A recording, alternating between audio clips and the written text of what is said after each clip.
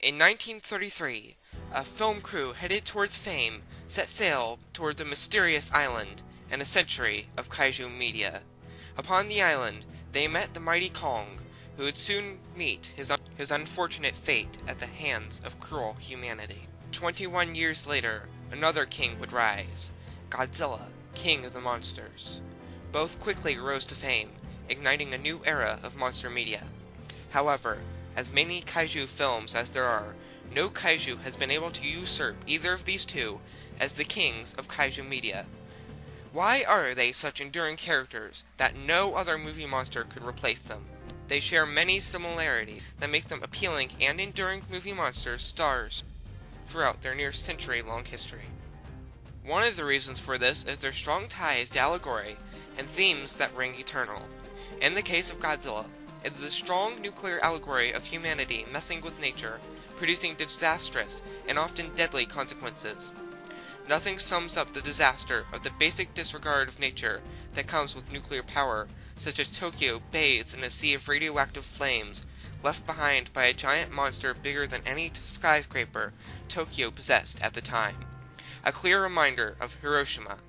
While nuclear power is less present in the minds of the public today, it is still a major threat, and Godzilla's message does not just apply to the nuclear power, but any power that attempts to usurp the natural order. Similarly, Kong also has a message of humanity's interference with nature. In their might, they destroyed the only link to the ancient past they had and destroyed Kong, who was vital to the ecosystem of Skull Island, the very last of his kind. Humanity finalized the extinction of an apex species millions of years old with just several shots of a machine gun. It is these allegorical themes that make Godzilla and Kong more prevalent than any monster since. Another cause of their seemingly eternal fame is cultural evolution. The most clear example of this, in Kong's case, is the film King Kong of 1976. This film dealt with corporate greed with themes of environmentalism. The Carl Denham of this story was a greedy oil company manager who was hoping to bank off the natural petroleum he believed was to be found on Skull Island. In the process, he found Kong, exploited him as a public amusement, which led to his sympathetic death.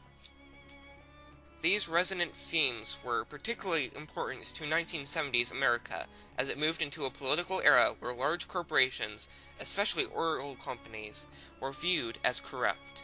Environmentalism was a popular subject, so the death of the last member of an extinct species would resonate with the 70s Americans. Similarly, Godzilla vs. Hedorah of 1971 demonstrates this trend of these series to stay with what is relevant in modern culture.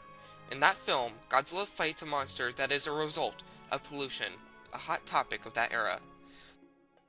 There are many similarities between these characters that kept them relevant in cinema, but their differences have also contributed to their long lifespan.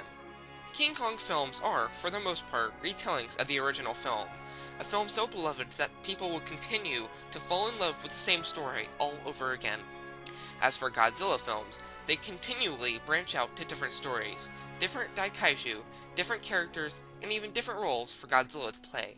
Often Kong will reprise his role as a sympathetic antagonist, offering a major problem for the human protagonists by not being represented as evil.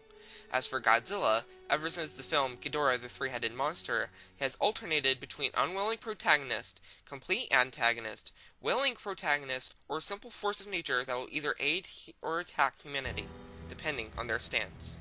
Furthering this point is the fact that Kong dies in most of his films. Out of 9 live-action films, Kong dies in 6 of them, only living in 3. Kong only lives in exactly 1/3 of his films. As for Godzilla, in his 33 live-action films, Godzilla has only been killed of thrice. This is a clear detail that shows exactly how, while Kong mostly continues to fill the role of a sympathetic villain who gets killed off in the end, Godzilla is more versatile in his various roles. Another demonstration of this difference is both the creature's attitude towards humanity, with Kong taking a peculiar interest in all of humankind, while Godzilla is mostly indifferent, and the times when he does notice humanity is usually with anger. It is clear these two movie monsters share many similarities that make them eternal characters who we always look forward to returning to. But it is also their differences that have allowed them to thrive. If they lacked any difference between each other, only one would have come out on top in the Kaiju media race.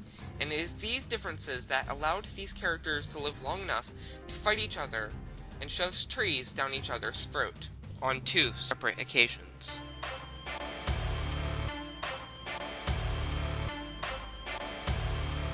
All said, the two share many characteristics that make them both enduring and appealing characters we look forward to returning to almost every time. Their differences make them unique enough that neither one could replace the other, thus making them both equally important to the kaiju industry and unreplaceable. I hope you enjoyed this video, and I'd love to hear your thoughts in the comments down below. In the meantime, thank you for watching JPZilla.